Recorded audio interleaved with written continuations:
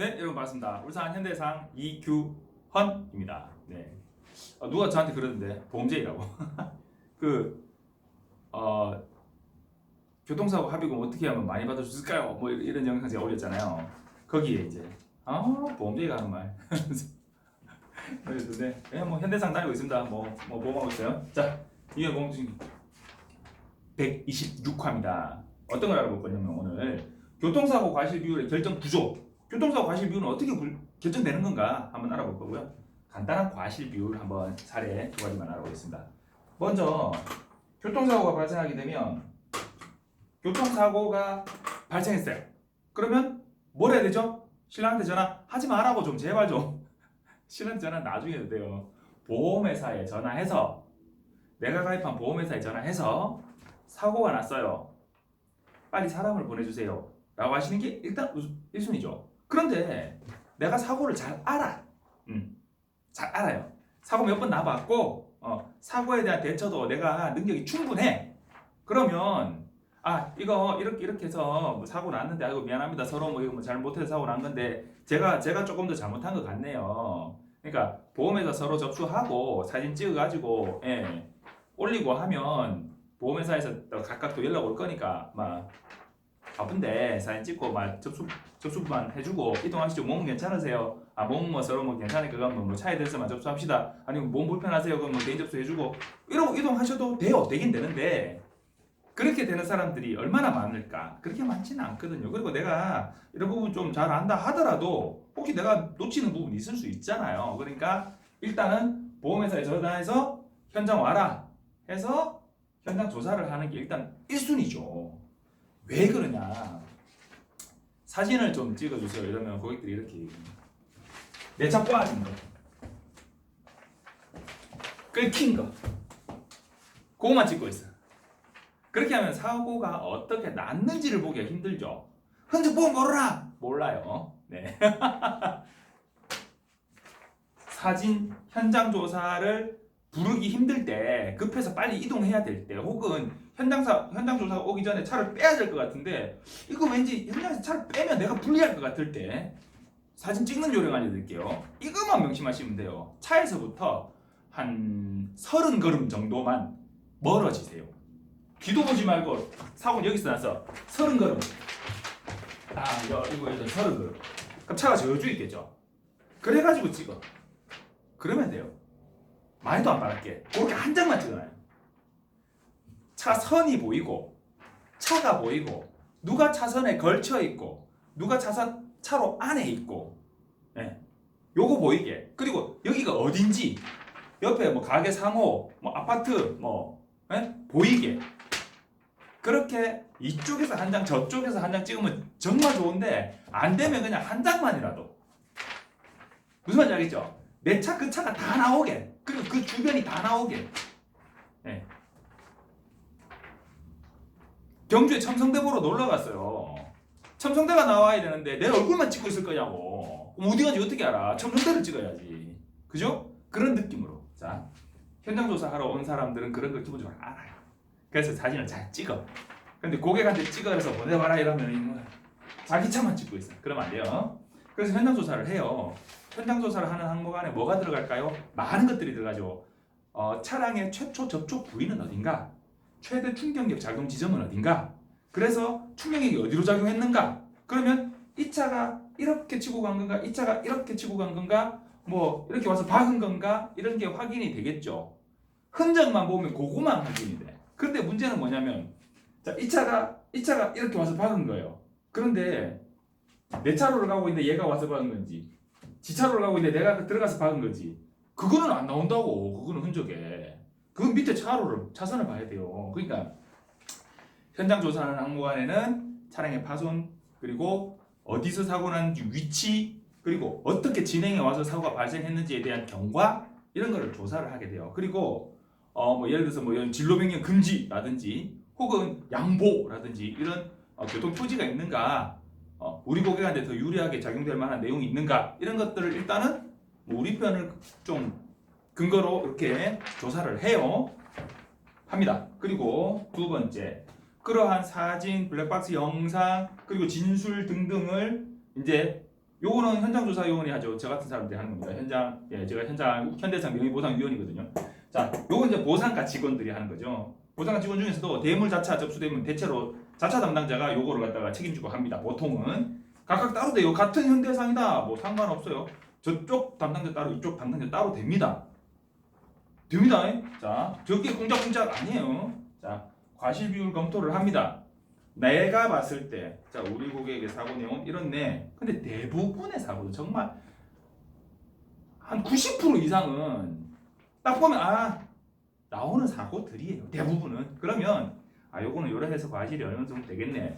그럼 저쪽에서 당연히 똑같이 그 정도 되겠네라고 생각을 해요. 담당자가. 그럼 서로 이제 얘기를 해요. 통화를 해요. 뭐 우리 같은 보험회사일 수도 있고 다른 보험회사일 수도 있죠.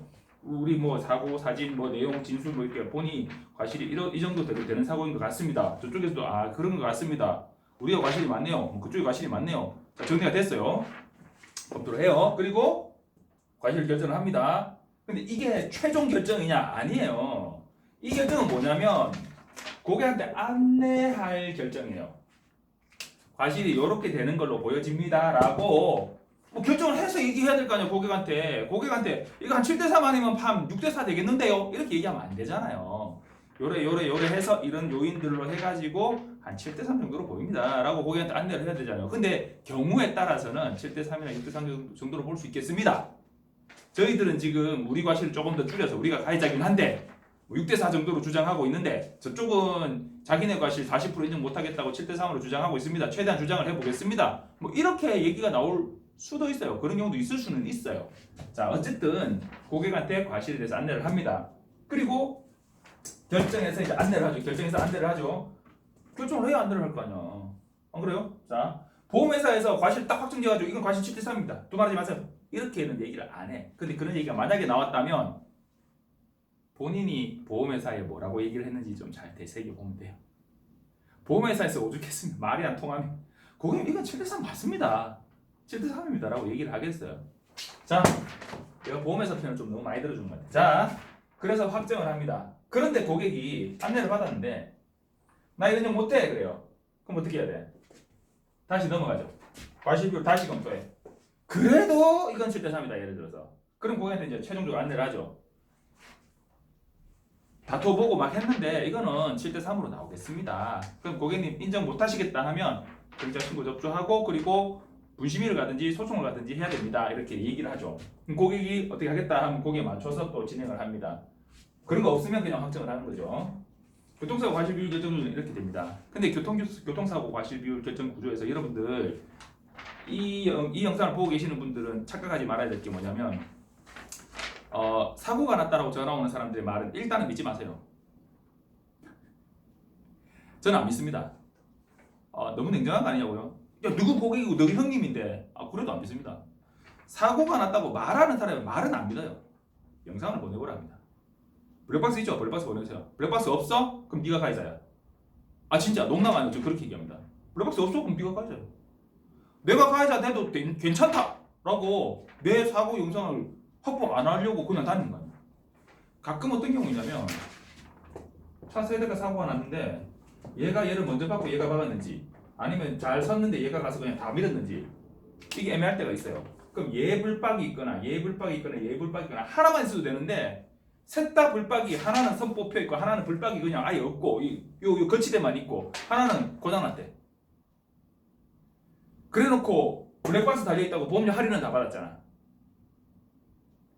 사고 나가지고 블랙박스 이런 식으로 돼 있으면 이빨 할증시켜야 된다고 봐요 저는.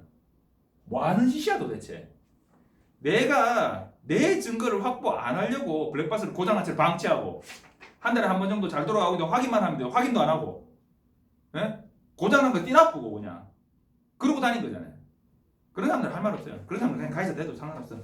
우리 고객이라도 상관없어요.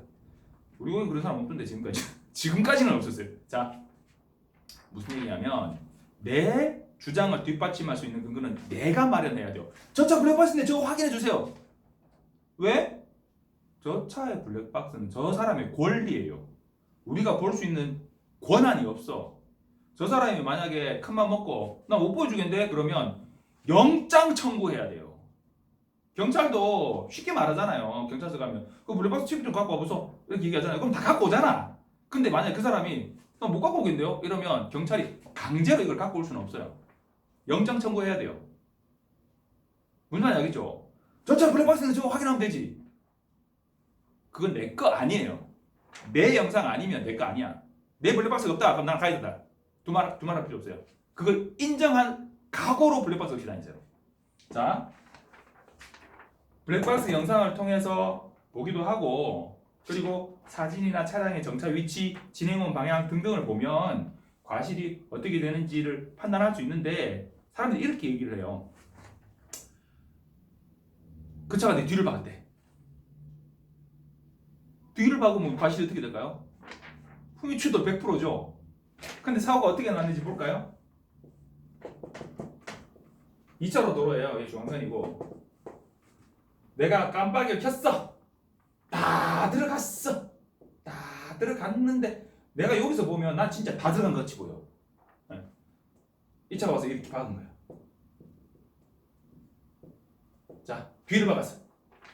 저 뒤에 운전대 뒤에 휀다, 뭐 범퍼, 문짝 저쪽이에요. 뒤를 박았대. 이 뒤를 박은 거예요. 누가 가해자야? 누가 가해자야? 얘가 가해자. 그 피해자. 7대 3이. 그걸 가지고 뒤에서 박았대. 하지만 이 차가 정말 깜빡이 켜고 충분히 안전해 가고 있는데 이 차가 딴짓 하다가 못 봐가지고 와서 박았어. 그게 입증이 되고 이 사람이 그렇게 얘기했어. 그러면 얘가 가해자가 될 수도 있어요. 그런데 그렇게 말해 안 해? 안 하죠. 블랙박스 영상 보면 얘가 들어온 게 뻔히 보여. 근데 얘가 박았어. 뭐라고 얘기해요? 계속 들어올 줄 몰랐어요. 그치? 여러분, 의도는 블랙박스에 안 나와요. 내가 직진하고 있는데 저 들어오네? 뭐야? 너 와서 박았어요. 그렇게 얘기해 안 해. 그렇게 얘기 안 하거든. 근데 정말 들어오는데 막 저 멀리서 그냥 쭉 아주 공감. 대체로 그런 사고보다는 가고 있는데 얘가 들어오는데 내가 양보해 줄 수 있는데도 불구하고 양보를 못하거나 안 하거나 사고 나는 이런 경우도 대체로 시간 차이 얼마 안 나는 이런 거거든요. 그러면 이러는 동안 내가 뭐 밑에 브레이크 못 박아가지고 박았어요. 이렇게 해버리면 뭐 어떡해? 과실이잖아요. 피해자야. 넘집 가는 사람이 요거 내지 요거 넘집 조심해야 돼요. 자, 뒤를 박았다. 가해자다? 저 차가 뒤를 박았다. 내가 피해자다? 아니다. 사고 났다는 사람 말은 일단은 믿으면 안 된다. 사고 났다는 사람의 영상을 믿어야 된다. 자, 간단한 과실입니다. 요거 사고는 지금 7대 3이에요. 그런데 여기가 좀 밀려. 근데 여기는 조금 요쪽까지 좀 여유가 있어. 그러니까 요로 이래 오던 차가 이 차가 살살살 가고 있어요. 그래서 한 여기쯤 와가지고 싹 들어왔는데 얘가 앞에 차들이 이제 쭉쭉쭉 밀리다 보니 서버렸네. 들어갔는데 여기처럼 그대로 쭉쭉 가면 좋겠는데 들어오자마자 딱 서버렸어. 여기서 이렇게 들어오자마자 딱 서버렸어. 뒤에 오던 차가 광 박았어요. 이 차 앞으로 얘가 들어왔는데 그대로 갔으면 사고 안 날 정도의 거리예요. 그런데 들어오자마자 서버렸어 그냥. 여기 광 박았어요. 과실이 어떻게 될까요? 뒤에서 박았다고?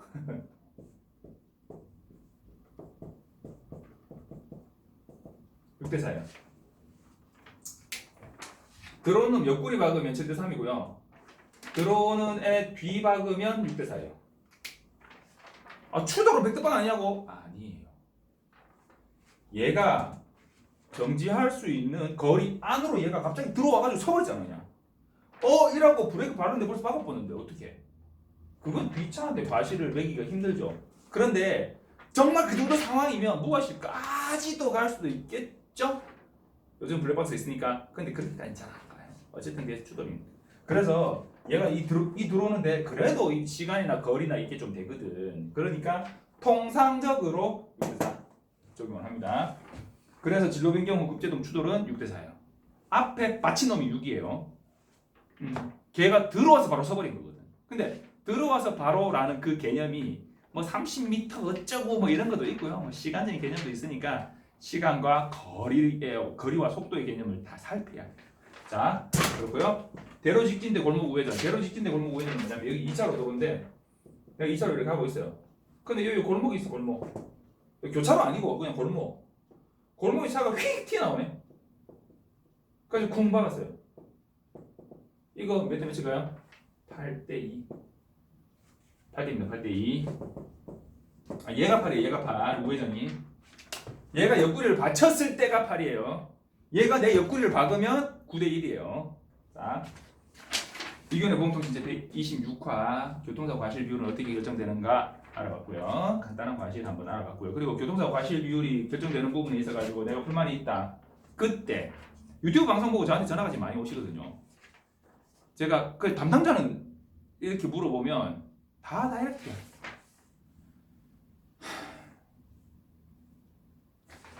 내가 정작 사고 나보니 무슨 일 있어 보니 보험회사에서 이거 싹 따라서 내 맘같이 해줄 것 같지만 기본적으로 보험회사 보상과 직원들은 바빠요. 자기가 하루에만 처리해야 될 건들이 몇 건인데 내 건 하나만 들고 앉아가지고 해주기가 어렵다고. 현실적으로 우리 현대사 같은 큰 회사도 그래요.